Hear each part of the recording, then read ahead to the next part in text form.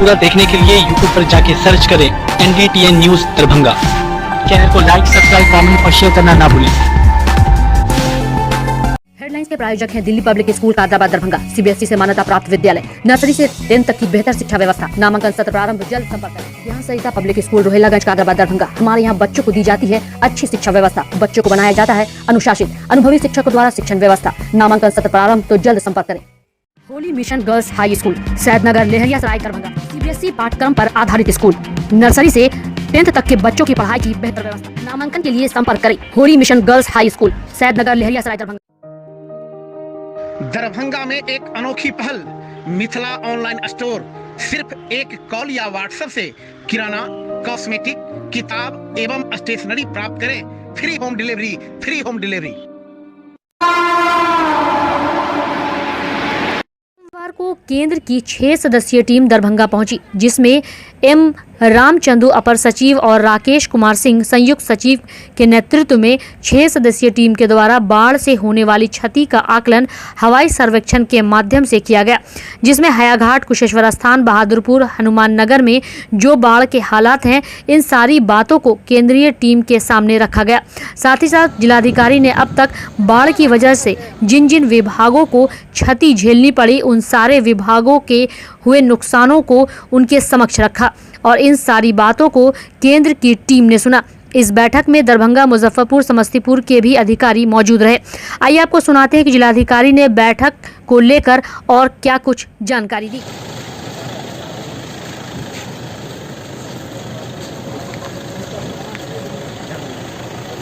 समस्तीपुर जिला दूध के उत्पादन में बहुत अग्रणी जिला है और सुधा सबसे बड़ा कलेक्टर होता है दूध का। तो हमारा डेली कलेक्शन 3 लाख लीटर होता था। आज के दिन में 1,60,000 लीटर या उससे कम ही कलेक्शन हो रहा है। मामले में काफी नुकसान हुआ है। नेक्स्ट, ये कुछ पशु कैंप्स के फोटोग्राफ्स हैं जो हम लोगों ने अलग अलग प्रखंडों में चलाए हैं और जहाँ पर भूसा और वहाँ काम हुए हैं। और वहाँ पर सर उसके अलावा एंटी एरोशन बड़े पैमाने पर सर इसको हम लोग बालू का बोरा रखा करके इसमें बैग भी लगा करके करते हैं।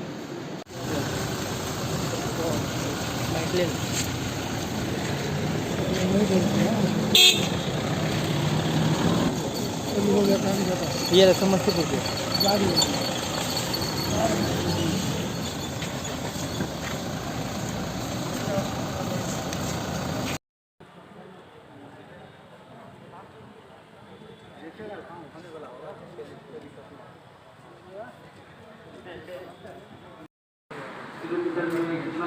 हुआ है, क्योंकि हमारा नॉर्म है वो मैं अभी मंगा देता हूँ।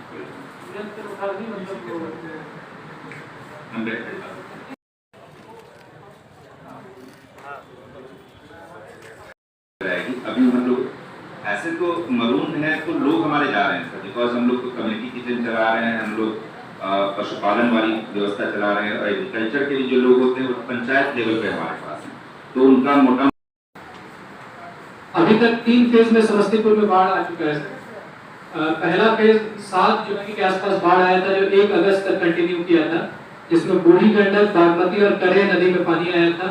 50 गाँव में पानी फैला और लगभग 70,867 लोग इससे प्रभावित हुए। 6 सदस्यीय केंद्रीय टीम श्री राकेश कुमार सिंह साहब की अध्यक्षता में आज दरभंगा पहुंची है। इनके द्वारा हवाई सर्वेक्षण के माध्यम से कुशेश्वर स्थान, हनुमान नगर, हायाघाट, बहादुरपुर में जो बाढ़ की स्थिति है और बाढ़ से विभिन्न प्रकार के जो नुकसान हुआ है उसको आकलन किया गया है। हेलीकॉप्टर के माध्यम से पूरा आकलन हुआ है। उसके बाद विस्तार से जिला प्रशासन द्वारा इनके समक्ष जो भी नुकसान हुआ है उसका विस्तार से हर विभाग का जो भी नुकसान हुआ, चाहे रोड हो, कृषि हो, पशुपालन हो, मत्स्य विभाग हो, हर विभाग के जो नुकसान हैं सबको उनके समक्ष रखा। उन्होंने ध्यान से सुना और पूरी रिपोर्ट उनको दी गई। सर कहाँ दरभंगा के अलावा मुजफ्फरपुर और समस्तीपुर के जिलाधिकारीगण भी यहाँ उपस्थित थे बैठक में और उन्होंने भी अपने अपने प्रस्तुतिकरण टीम के समक्ष किया। संसाधन मंत्री जीवेश मिश्रा द्वारा उत्तर बिहार का पहला स्पुतनिक वैक्सीनेशन सेंटर का उद्घाटन किया गया। इस अवसर पर मंत्री जीवेश मिश्रा ने कहा कि मिथिलांचल में इस तरह के टीका आने से कोरोना से लड़ने में सहायता मिलेगी। उन्होंने कहा कि मेट्रो हॉस्पिटल और मेट्रो IVF सेंटर द्वारा यह कार्य कोरोना से लड़ाई में मिथिलांचल ही नहीं पूरे प्रदेश के लिए अच्छी पहल है। वहीं मेट्रो के चिकित्सक डॉक्टर सलीम अहमद ने कहा कि वे हमेशा अपनी तत्परता के साथ इस टीके को दरभंगा में लाने में सफल रहे। कोरोना जैसी घातक बीमारी से बचने के लिए जनता को जागरूक करना उनका प्रथम उद्देश्य है। वहीं इस अवसर पर बिहार की जानी मानी IVF चिकित्सक डॉक्टर रूही यास्मीन ने कहा कि कोरोना से लड़ाई में उन्होंने मिथिलांचल के लोगों के लिए हमेशा खड़ी रही हैं और कोरोना से बचाव में हमेशा लोगों की मदद करेंगी। मुझे खुशी है कि दरभंगा के अंदर आज इस मेट्रो हॉस्पिटल से स्पुतनिक V जो वैक्सीनेशन है उसको आज से स्टार्ट किया जा रहा है, प्रारंभ किया जा रहा है।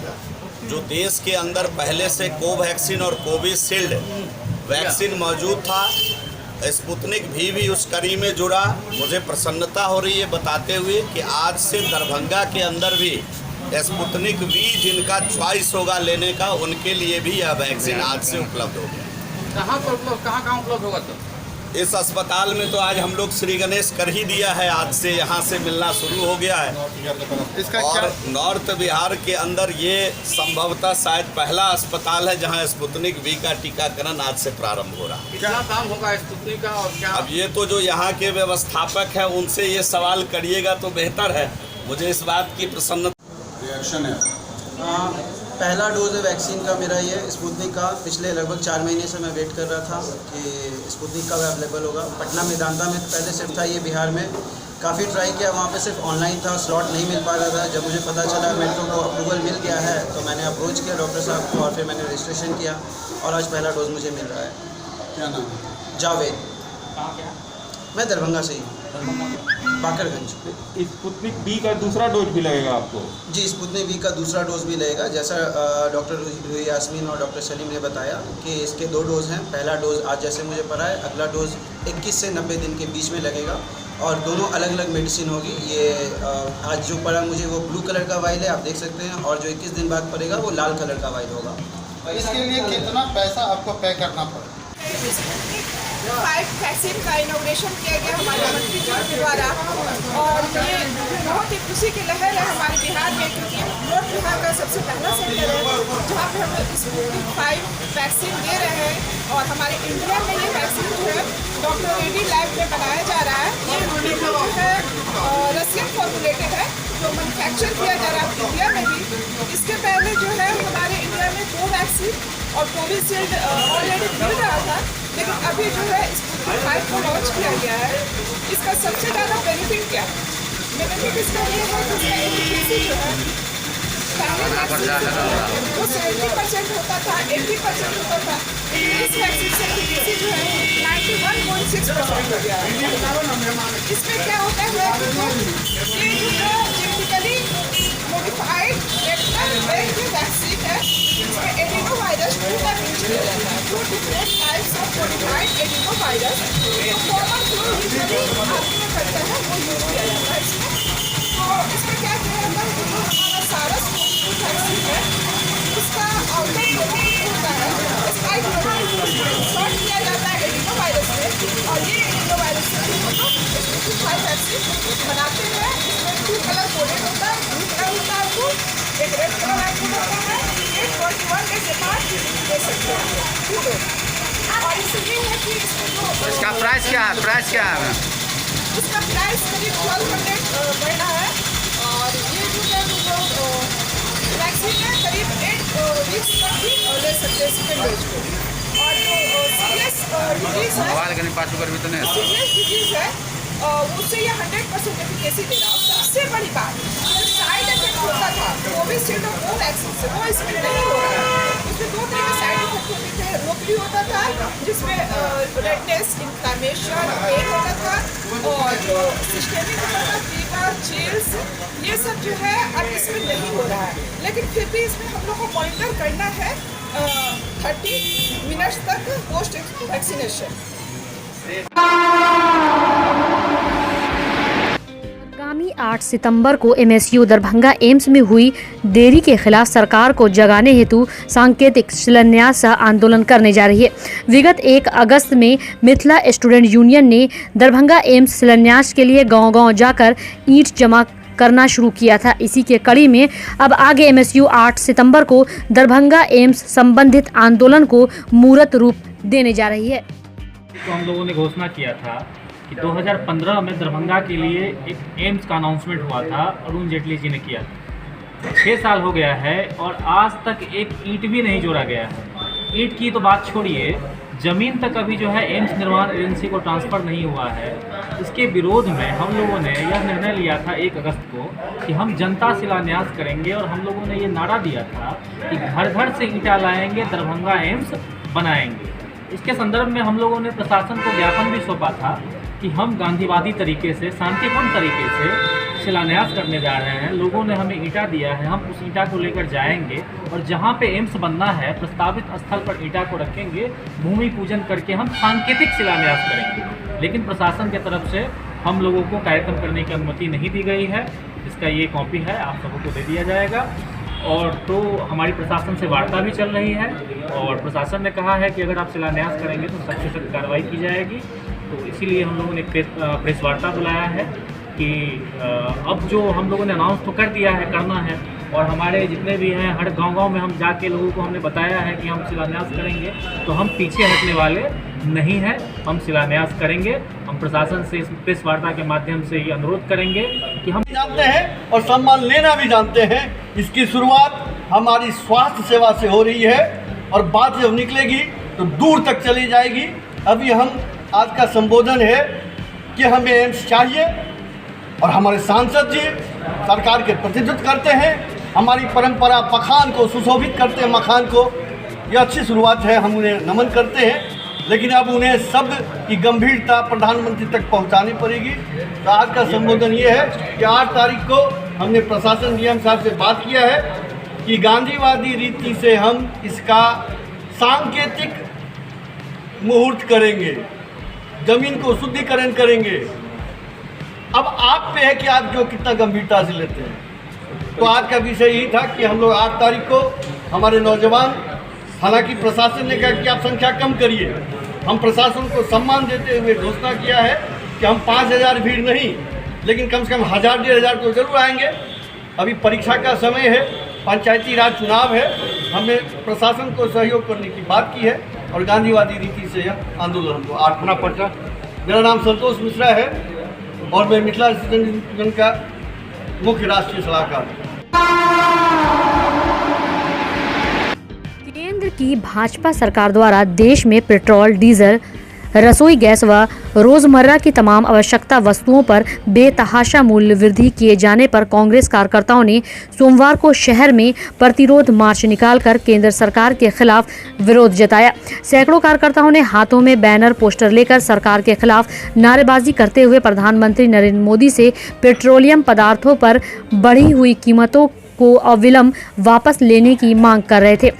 मार्च बहादुरपुर स्थित जिला कांग्रेस कार्यालय से निकलकर लोहिया चौक होते हुए लहरिया टावर गांधी प्रतिमा के समक्ष पहुंचकर सभा में तब्दील हो गई।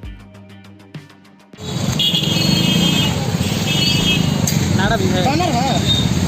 जिंदाबाद जिंदाबाद, राहुल सोनिया जिंदाबाद जिंदाबाद, किसानों पे अत्याचार बंद करो, नरेंद्र मोदी शर्म करो, युवाओं को रोजगार। पूरे देश के अंदर महंगाई बढ़ी है और पेट्रोल डीजल के दाम बढ़े हैं। 110 रुपए का पेट्रोल पड़ रहा। भैया गाड़ी चला रहे होंगे, अब इन आदमी का तेल निकल जा रहा है तेल बढ़वाने में। यहाँ बराबर में दिक्कत आ रही है कि नहीं आ रही है? देखिए यहाँ देखिए, हम तो जनता की बात कर रहे हैं। कहने का मतलब यह है कि आम जन परेशान है और आम जनता को सहूलत हो, इसीलिए कांग्रेस पार्टी पूरे देश भर में संघर्ष कर रही है। हमने कभी सोचा नहीं था कि 110 रुपए का पेट्रोल खरीदेंगे और 100 रुपए का डीजल खरीदेंगे और 950 रुपए का रसोई गैस खरीदेंगे। लोग गहने गिरवी पर रख के, जेवर अपने गिरवी पर रखकर अपना घर चलाने को मजबूर है, वह बेरोजगार है। पूरे देश के अंदर पिछले 50 साल में ऐसी बेरोजगारी नहीं आई जैसी बेरोजगारी का दर अभी पूरे देश के अंदर है। हम लोग जनता की समस्याओं को लेकर पूरे देश भर में संघर्ष कर रहे हैं। उसी कड़ी में आज दरभंगा जिला कांग्रेस कमेटी के द्वारा ये प्रदर्शन आयोजित किया गया, जिसमें महंगाई, बेरोजगारी, पेट्रोल, डीजल और गैस के दाम को लेकर हम लोगों ने प्रदर्शन किया। कहाँ से कहाँ तक? हम लोगों ने कांग्रेस के मुख्य कार्यालय से लेकर आपको लहरियासराय टावर तक प्रदर्शन किया, गांधी टावर तक। क्या नाम है आपका? डॉक्टर मशहूर अहमद उस्मानी, महागठबंधन प्रत्याशी जाले विधानसभा। जन अधिकार पार्टी दरभंगा इकाई के तत्वाधान में केंद्र सरकार के द्वारा राष्ट्र संपत्ति को निजीकरण एवं मौद्रीकरण के विरुद्ध जाप राज व्यापी कार्यक्रम के तहत स्थानीय जिला मुख्यालय धरना स्थल पर गौड़ा बौराम के पूर्व प्रत्याशी सह युवा जिला अध्यक्ष विश्वभर यादव की अध्यक्षता में 1 दिवसीय विशाल महाधरना का प्रदर्शन किया गया। विश्वभर यादव ने कहा कि मोदी सरकार ने रेलवे, हाईवे, एयरपोर्ट, गैस, ऊर्जा सहित लगभग हर सरकारी उपक्रम को बेचने में लगी है। इसके शासन में देश के सभी वर्ग महंगाई, बेरोजगारी व आर्थिक संकट से जूझ रहा है, लेकिन मोदी देश जमा पूंजी खर्च करने में लगे हैं, जिससे इस सरकार का दोहरा चरित्र परिलक्षित हो रहा है। वहीं जिला प्रधान महासचिव चुनमुन यादव ने कहा कि केंद्र सरकार सभी सरकारी संपत्ति को नीलाम कर रही है। पूंजीपति घराने को औने पौने दाम पर सरकारी संपत्ति को बेचा जा रहा है, जो देशवासियों के साथ धोखा है। बिहार इकाई के आह्वान पर मौद्रीकरण और निजीकरण के खिलाफ बिहार के सभी जिला मुख्यालय पर 1 दिवसीय विशाल महाधरना प्रदर्शन किया जा रहा है। ये सरकार यही वही सरकार है जो कहा करते थे कि देश नहीं बिकने दूंगा, लेकिन देश नहीं बिकने दूंगा और आज देश बेचने पर तुले हुए हैं। रेल बेच दिए, LIC बेच दिए, जितने भी सरकारी संपत्ति है उसको धीरे धीरे बेच रहे हैं। इस देश को गुलाम बनाने की ये साजिश कर रहे हैं और लगातार उसी दिशा में कार्य कर रहे हैं। महंगाई चरम पर है। अभी आप देख रहे होंगे कि पेट्रोल 110 रुपये लीटर है, लेकिन जिस दिन पेट्रोल 62 रुपये लीटर था तो ये लोग तांडव किया करते थे। आज इनको शर्म नहीं आती है, ये गर्व से अपने सीना को चौड़ा कर रहे हैं। क्या पहले इनको नेतृत्व में बिहार के सभी जिला मुख्यालय पर 1 दिवसीय धरना का आयोजन किया गया है। धरना का मुख्य उद्देश्य है निजीकरण, मौद्रीकरण और बढ़ती महंगाई, जो आम जनमानस को जीना दुश्वार करके रखा है। इसलिए हम लोग 1 दिवसीय धरना का पर बैठे हैं। आप देख सकते हैं कि केंद्र सरकार किस तरह हर बड़े बड़े कंपनी को, बड़े बड़े संस्थान को किस तरह बेचने का काम कर रहे हैं, निजीकरण करने का काम कर रहे हैं। हवाई अड्डा हो तो भी, रेलवे स्टेशन हो तो भी, या LIC हो तो भी। तो इससे कहीं न कहीं आम जनमानस पर बहुत खराब असर पड़ रहा है। अविलंब इसे रोकना चाहिए। महंगाई जिस तरह से बढ़ रही है, पेट्रोल का दिन आए दिन सुबह उठिएगा पता चलता है डीजल का दाम बढ़ गया 2 रुपया, पेट्रोल का दाम बढ़ गया 2 रुपया। तो कहीं न कहीं इससे देशवासी पूरे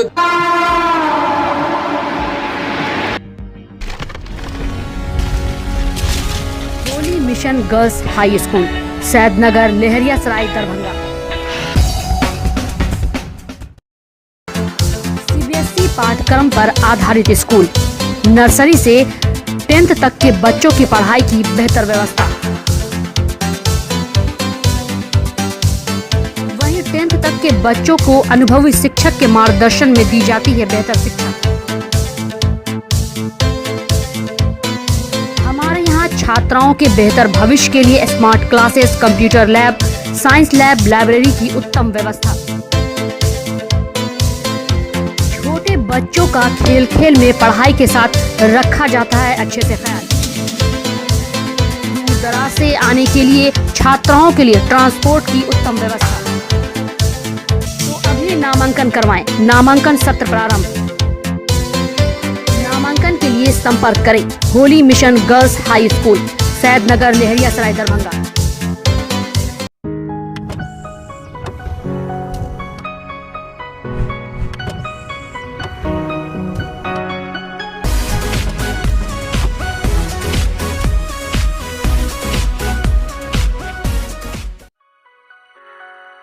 Delhi public school Kadrabad Darbhanga CBSE से मान्यता प्राप्त स्कूल। नर्सरी से 10 तक के बच्चों की पढ़ाई की बेहतर व्यवस्था। अनुभवी शिक्षक के मार्गदर्शन में दी जाती है बेहतर शिक्षा। हमारे यहाँ छात्रों के बेहतर भविष्य के लिए smart classes, computer lab, science lab, library, hostel की अच्छी व्यवस्था। दूर दराज से आने वाले छात्र छात्राओं के लिए ट्रांसपोर्ट की उत्तम व्यवस्था।